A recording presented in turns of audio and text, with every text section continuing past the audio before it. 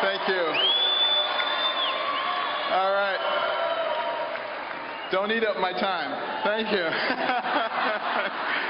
I want to thank you all for that very warm welcome. I have to start out by saying one very important thing. I'm not politically correct. And I hate political correctness because it's antithetical to the founding principles of this country.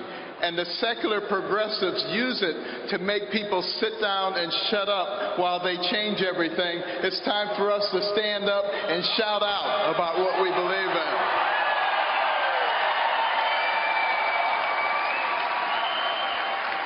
You know, I devoted my career to studying and operating on the human brain. This remarkable organ defines our humanity.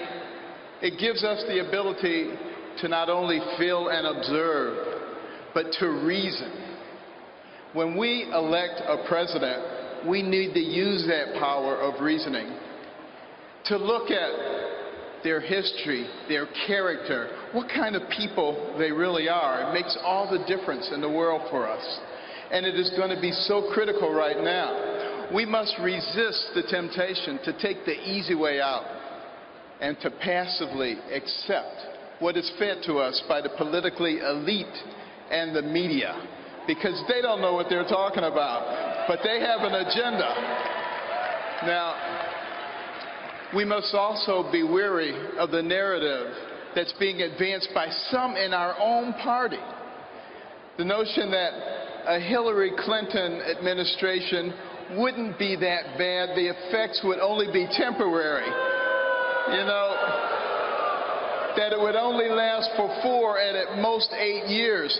They're not using their God-given brain to think about what they're saying, because it won't be 4 or 8 years, because she will be appointing people who will have an effect on us for generations, and America may never recover from that. That's what we have to be thinking about.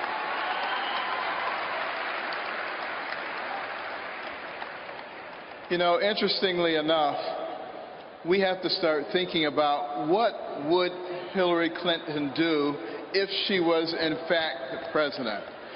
She would appoint Supreme Court justices, she would appoint federal judges, and that would have a deleterious effect on what happens for generations to come. Not only that, but she would continue with a system that denigrates the education of our young people, puts them in a place where they're never going to be able to get a job, where they're always going to be dependent, and where they can therefore be cultivated for their votes. This is not what America is all about, this kind of deception. And this is what we, the people, have the necessary obligation to fight.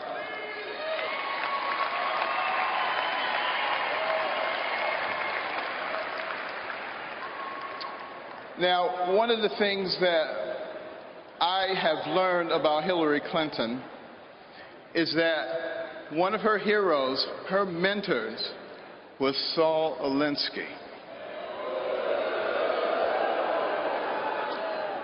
And her senior thesis was about Saul Alinsky. This was someone that she greatly admired and that affected all of her philosophies subsequently. Now, interestingly enough, let me tell you something about Saul Alinsky. He wrote a book called Rules for Radicals. On the dedication page, it acknowledges Lucifer, the original radical who gained his own kingdom. Now, think about that. This is a nation where our founding document, the Declaration of Independence, talks about certain inalienable rights that come from our Creator. This is a nation where our Pledge of Allegiance says we are one nation under God. This is a nation. This is a nation where every coin in our pocket and every bill in our wallet says, "In God we trust." So are we willing to elect someone as president who has as their role model somebody who acknowledges Lucifer? Think about that. The secular progressive agenda is antithetical to the principles of the founding of this nation. And if we continue to allow them to take God out of our lives, God will remove himself from us. We will not be blessed, and our nation will go down the tubes. And we will be responsible for that. We don't want that to happen. Now, Donald Trump, he understands this very well. He understands that the blessings of this nation come with the responsibility to ensure that they are available to all, not just the privileged few. This is exemplified by his willingness to take on the establishment against all odds. It is evident in his passion for the American worker. It is found in his desire to put his considerable skills to work on behalf of American interests, not his self-interest. I'm proud to support Donald Trump, an extraordinary businessman, the right leader for a time such as this.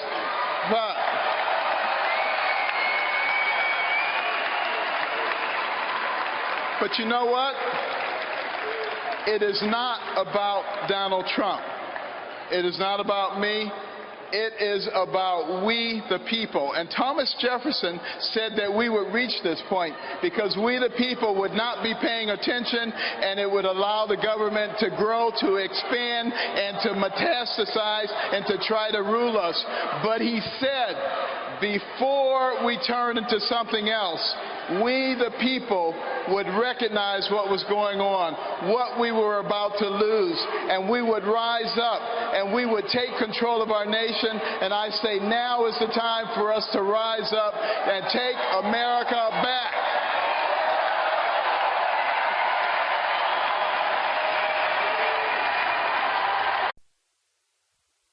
This is what we call smart power, using every possible tool and partner to advance peace and security, leaving no one on the sidelines, showing respect even for one's enemies, trying to understand and, insofar as psychologically possible, empathize with their perspective and point of view. Don't hate your enemies, empathize with them. That's the word from Hillary Clinton, the former Secretary of State and the presidential hopeful, taking a lot of heat for those comments. She made them at Georgetown this week. Clinton is considered to be the Democratic frontrunner for 2016. Prohibitive, according to many. Are her chances diminishing in the wake of these comments? Joining us now, conservative columnist and author Ann Coulter. Ann, thanks for joining us this morning. How much do you respect and empathize with ISIS? Excellent way of putting it. No, I liked her comments. I think it's a good start, and maybe we could now get her to empathize with her enemies, the American middle class. We'll start with ISIS and move into the poor middle class and working class Americans who can't get jobs thanks to Democratic policies. They have no sympathy for the American middle class. This is the kind of comment that I think a well-paid flack could explain. You know, explain away. But you have to constantly explain this one. Well, that's the thing. That's exactly my point. Would her husband have ever said something like this? No, she's getting to be like Joe Biden with these comments. And then she did the follow-up on Obama's "you didn't build it." What did she say?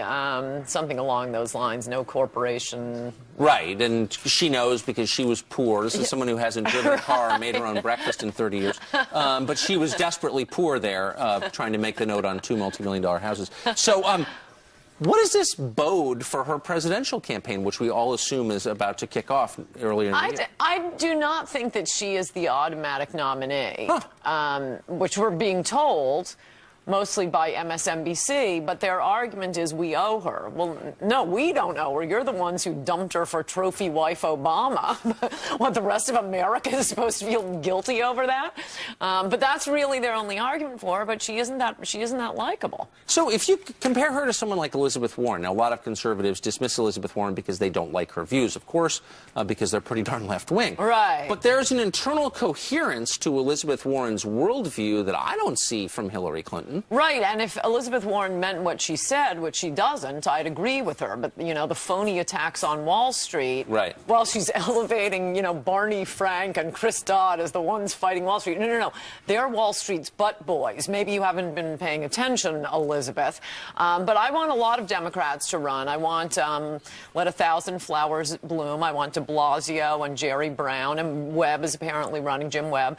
Bernie Sanders. Bernie Sanders. We need Elizabeth Warren. Whereas on the Republican side, for the first time ever, I would really like if we didn't have a bunch of crazy candidates. If you haven't been a governor or a senator, preferably a governor, please do not run for president as a Republican. We do not want Carly Fiorina. I love her, but no, she can't run. Same thing with Ben Carson, fantastic surgeon. I never wanted Ronald Reagan to be my surgeon. We can't have congressmen. No wasting time. It's down to Romney, Ted Cruz, Chris Christie, or Scott Walker. That's it, Republicans. It's going to be a long campaign season, and that's the reason I'm just so glad you're here. And I hope that you will come back often. Ann Coulter, thanks a lot for joining us. Good to see you. Well, yesterday on The View, of all places, Whoopi Goldberg took exception to her language, and she said that essentially Alexandria Ocasio-Cortez was not giving establishment Democrats like John Lewis and Dianne Feinstein and what they have done in the past in Congress enough credit. Listen to this. You just got in there, and I know you got lots of good ideas, but I would encourage you to sit still for a minute and learn the job before you start pooping on people and what they've done. You got to do something, too. So, at 29 years old, she's taken on Nancy Pelosi, joined a protest in front of her place. She also talked about getting some candidates to run against incumbents on the Democratic side for the nomination for different seats, and that's what Whoopi Goldberg found offensive. Also, the fact is she is extremely charismatic, extremely confident. I think that she comes off very likable, but her ideas are so in a way in which I think that Democrats cannot be that comfortable. She's got 2 million followers, and 60 Minutes is featuring her, and she's talking about becoming taxing. Sweden or Norway or Venezuela. Taxing at 70%. Yeah, to 70%, only if you make over $10 million. Well, then she also went back and forth with Steve Scalise, and Mark Cuban said, hold on, stop with the partisan rhetoric. He tweeted this out. He said, be a radical, be different, be a change leader, innovate. It's your generation's turn to govern. Go for it. But please leave our bad habit of using partisan language, us versus them, Republicans versus Democrats, libs versus conservatives behind. We are all in this together. Change the game to change the world. And I think that's great because he sees the frustration of the outside in the business world, which almost caused him to get into the political world, because it's always us versus them. And we know in life there's always a middle ground. Whether you're bidding on a house or trying to buy a car, you negotiate, you get the best deal possible. If you don't get a deal in politics, you sit in your corner and wait for the next election. And it's getting a little redundant. We're about 20 years into waiting for the next election. Well, you know, the president has his primetime thing tonight, and Democrats are saying, we want our primetime thing. And there were some rumors that maybe Ocasio-Cortez would be the one to speak out. I'm sure Nancy would say no. I'm sure Chuck Schumer would say no. But you can rise too fast, and you do have to learn the job and let the people who have been in there for a lot longer than you kind of take the leadership roles. So what do you think about her comments and also the comments from Whoopi Goldberg? Email us, friends@foxnews.com.